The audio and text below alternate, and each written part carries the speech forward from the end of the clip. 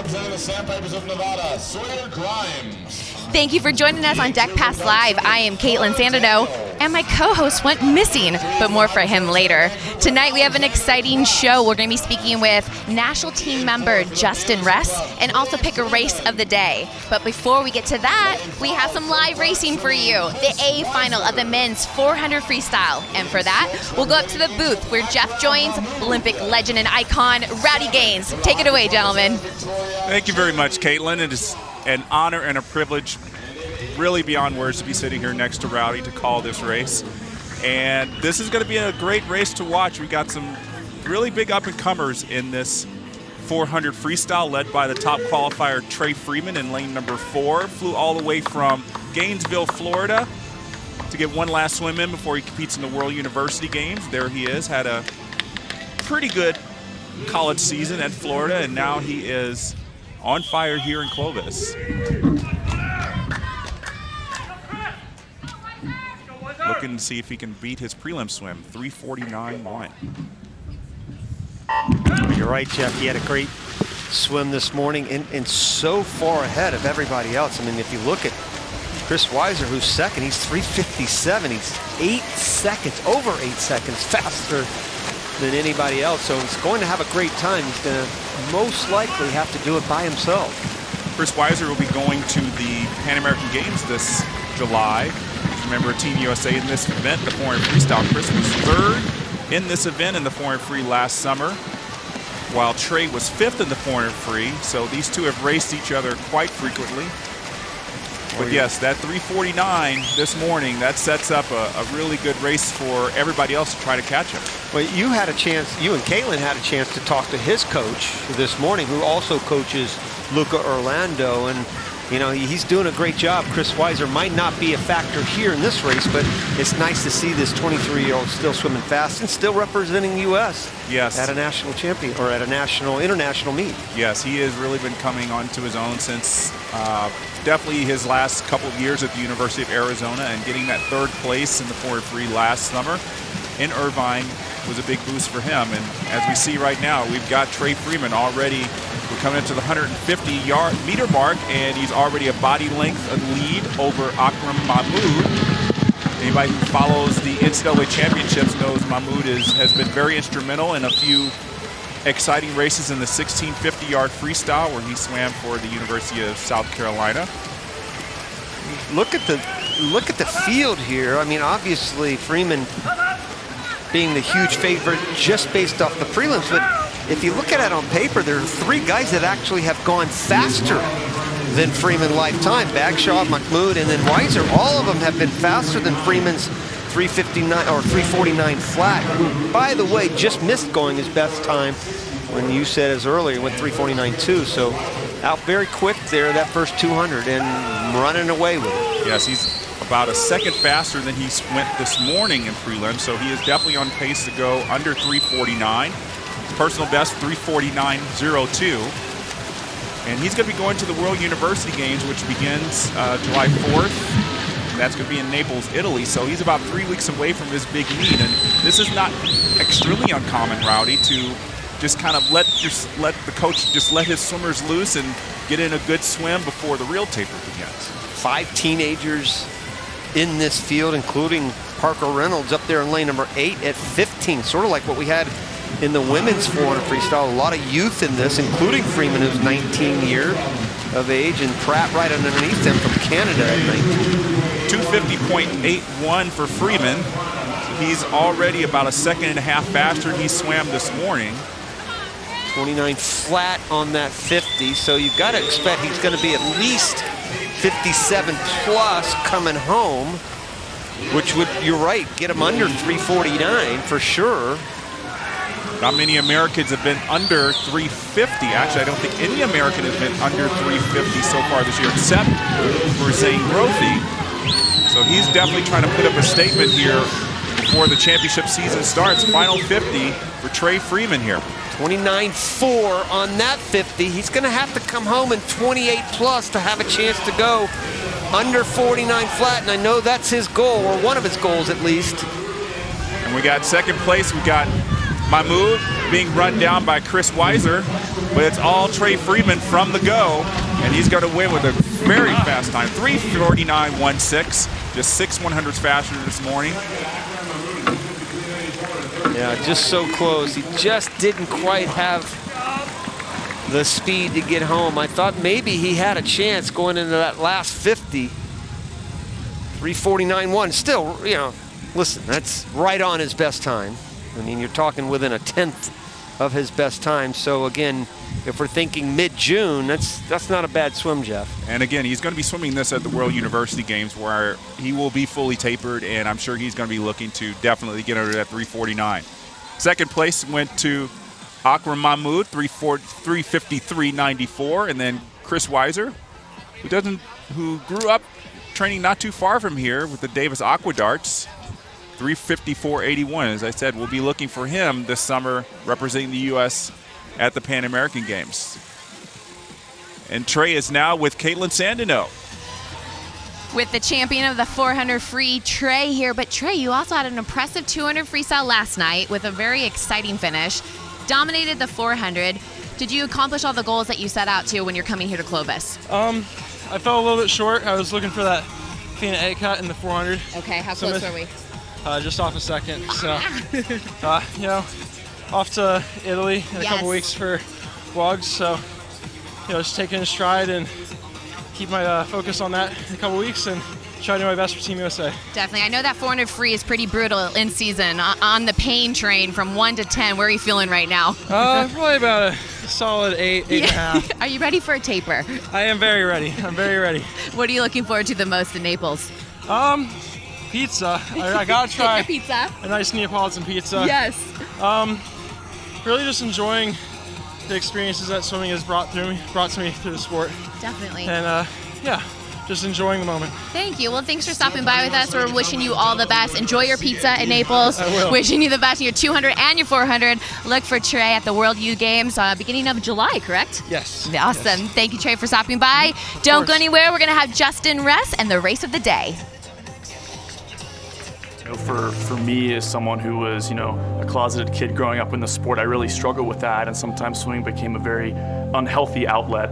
And to me now, working in the sport, where we have, rainbow lane line stickers and, diversity inclusion guides, where coaches are being aware of these things, it just makes me think, wow, if I'd had this when I was younger, what would my experience in the sport have been like, and how could it have been different?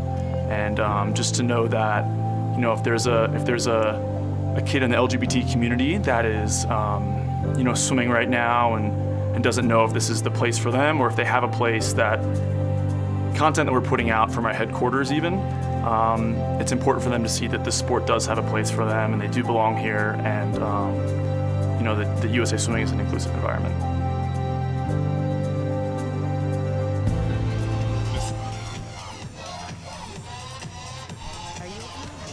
Hi, everybody. Welcome back. I am back on the deck.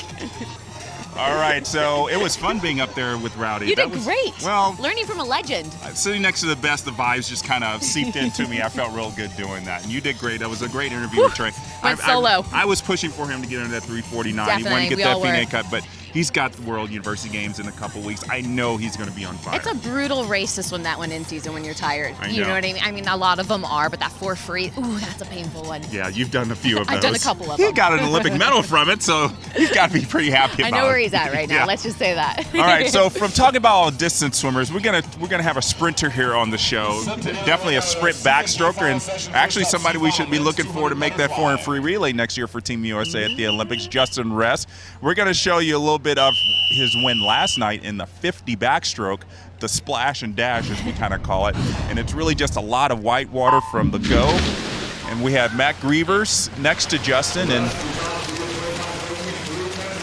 Justin was 4th from the bottom, and there's a lot of splashing in there. Sometimes with a 50 backstroke, it's hard to tell who's who. And as always, when you're swimming out in the sun, you kind of hug that lane rope. Justin did it, but he got his hand on the wall, and he backed it up tonight with a 2nd place finish in the 100 backstroke. And Justin joins us right now. It's good to have you here. Hello, friends. It's good to be here. Hello, friends. Hello.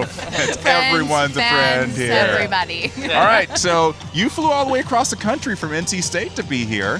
One more race before you head off to World University Games. We were talking to Trey. He's going to World University Games. So tell us about your state of preparation right now as you get ready to head to Italy. It's always an interesting situation. You know, I'm kind of middle of taper, so racing is up or down, middle of taper. So the times are a little slow, but I think it's okay. You know, it's outside. I never swim outside, and obviously I was all over the lane line all my races this weekend, but that's fine. You know, it's just about getting ready to race at WUGS because that's what's really important this year.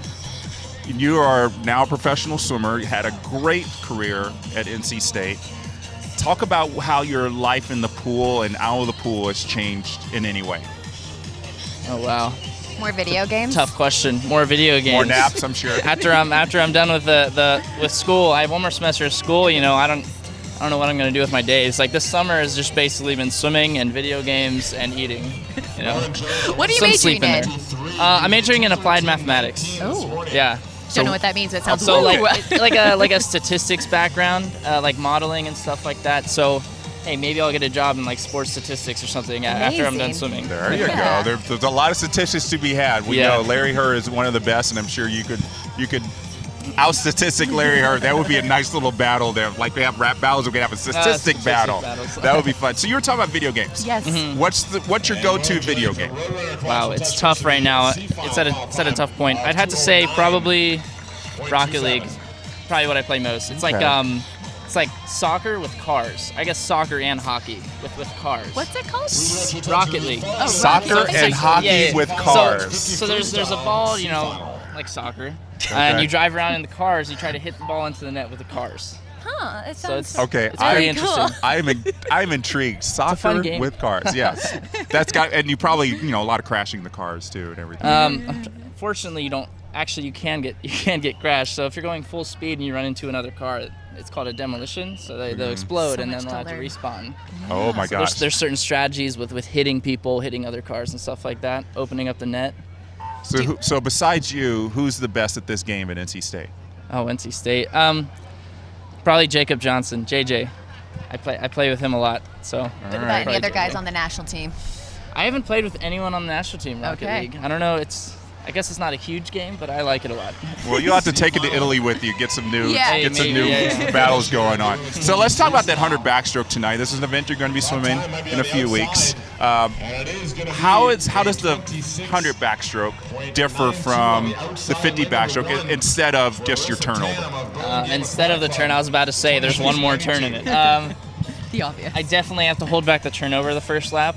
Hold back the legs a little bit the first lap because my backstroke speed comes a lot from my turnover, and I can get tired real quick by doing that. So be patient the first 25 and then start to rev it up. I think at university games I have to work on the front end speed a little. This morning I was out too fast, not too fast, but too hard. Okay. Tonight I was not out fast enough. So. Okay, well, let's take a look at that, your race tonight. Again, you're up against Matt Grievers, and I'm sure you always enjoy racing next to him. You were in lane number 3, and obviously, as you said, just kind of help the turnover right there. So you're third from the bottom, I believe. Oh, my head's up a little too much right there. Interesting, you This can is see good. You that. can critique your races right Yeah. now for us. Oh, Does that have to do Grievers is anything in with the 3, sun? you're in 4, I believe. Yeah. Yeah. I had a good build up the first 50, but the first 25 was too slow. Okay, and there you are hugging the lane rope again. Was that intentional there, just to go right to it? Oh, never. Never Oh, never. intentional. I'm trying to swim in the middle. It didn't work this weekend, but it's okay. At least So- you're getting a great tan out here. Oh, yeah. Get some Oh, yeah. outdoor swimming under your belt, right? Yeah, a little long on that finish I there. was very long on the finish. There's always room for improvement, though. I Yeah. mean, this was the great thing about our sport and Yeah. getting ready for Naples. We were talking to Trey earlier. He's looking forward to pizza in Naples. What are you looking forward to? I can say the same thing probably. I'm gonna vacation a little bit after it, so the Amazing. beaches probably. I don't Of know. course. Where will you go? I think I'm just gonna stay in Naples. Okay. That's where my family's gonna be. So. Amazing. Oh, good. Your family's coming over. Oh yeah. That's yeah. amazing. That's Yeah. really going to be nice. They got to have big signs up, I'm sure. Go Justin, Oh yeah. go. Oh yeah. My mom's always the loudest one in there. So. That'll be cool. That'll Yeah. be really cool. So let's just kind of look a little bit ahead. 13 months, Olympic trials. Obviously, you got 100 backstroke. Okay. You're going to do 100 freestyle, try to get on the relay, I'm Yep. sure. Any other events you think you might be planning on? Probably 50 free. I think 50 free is after them. I'm not sure. I don't know the order, but I'll probably be doing 50 free as well. All right, sticking with those 50s and 100s. Just Yep. nice sprinting all the way. Yep. It's a funny story, actually. In 2017, when I made my first world championship team and university games teams and everything, I didn't want to compete that summer. I wanted to just like take a mental break, just keep training, obviously, for college. But Todd was my coach at the time, and he really wanted me to swim. Yeah. So I said, all right, Todd, I'll swim if I never do a 200 this summer. And at that point, I was still kind of swimming 200s a lot. So he let me do that. So I haven't done a 200 long course since then. Oh, okay. So that deal's holding up. It's holding up. Well, that's really good. Well, solid. stick with your sprinter roots. Yeah. As long as you can. As long as you can. Well, Justin, so great to see you. Thanks for coming all the way out here to California. Best of luck in Naples. We're going to be definitely looking out for you, and we'll be looking for you in the next season leading up to Omaha. Cool. Thank you. All right. So that's Justin Ress, who is going to be eating a lot of Neapolitan pizza and having a lot of video games. And that's going to be fun. So let's talk again about this female race of the year. We've been talking about it all weekend. 2 nominees. We got Annie Lazard in that 200 breaststroke from Bloomington, which now leads the world, that 220. And then Reagan Smith at the 200 backstroke. Amazing swim, 205, I believe. That is almost broken her world junior record, and she also did that in Bloomington.